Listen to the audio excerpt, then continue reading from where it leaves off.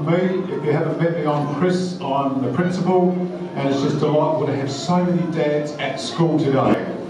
I was just talking to one dad a minute ago, and he said the reason that this is a special day for me is because I'm always at work, and I don't usually get to come to school, and my wife does all of this sort of stuff at school.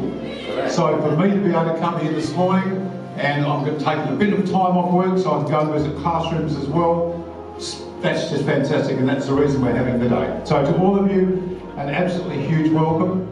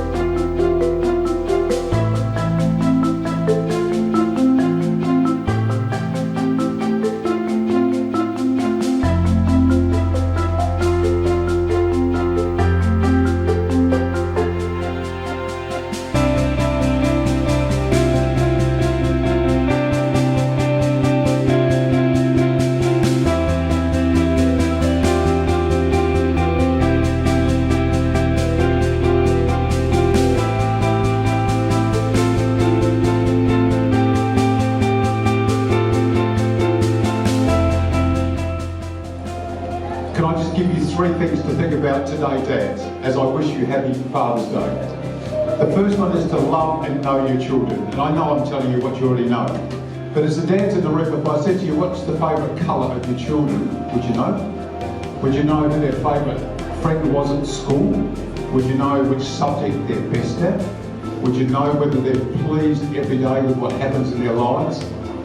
They're the sort of things, if you could fit into your dad's day, it's really important to know your children. Because we know that a lot of children suffer from a whole lot of anxieties and all sorts of things. Dads play an incredibly important role in that time and in that process. So I commend you for the amount of time that you give to your children. And I said, love your children, and I know you do. But love for children equals time.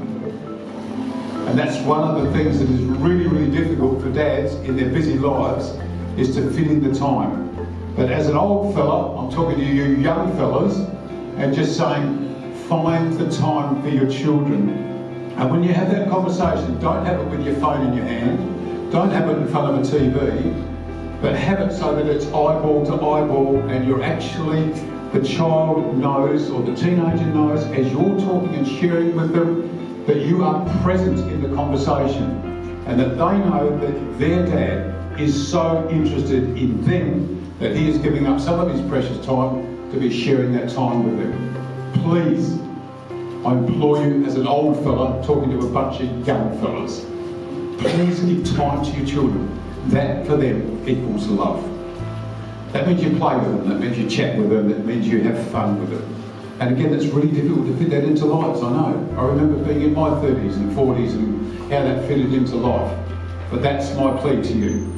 The second part that I just wanted to say was that you would know from research that nearly all the values and attitudes of your children or your child are set by the time they're 7. By the time they're 7.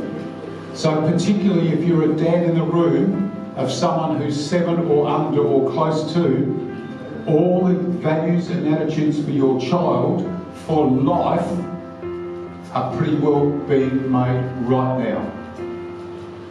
This is not the time for you to think, when they're a teenager, I'll spend more time with them.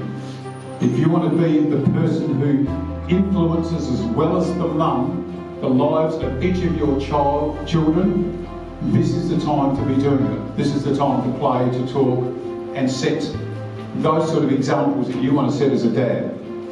I don't know who you belong to in this room, but I could tell you the dads what the dads are like by the way the boys greet me in the morning. As you know, we've got this lovely tradition in the school, on the school gate, where I shake the hands of just about every boy as he comes into school. And I can tell the dads who do a good job at that, because they've got the boys who look me in the eye, who shake my hand, and when I say good morning to them, they say good morning back to me. That's all training. And if that's how you're training your boy, sensational, well done, Dad.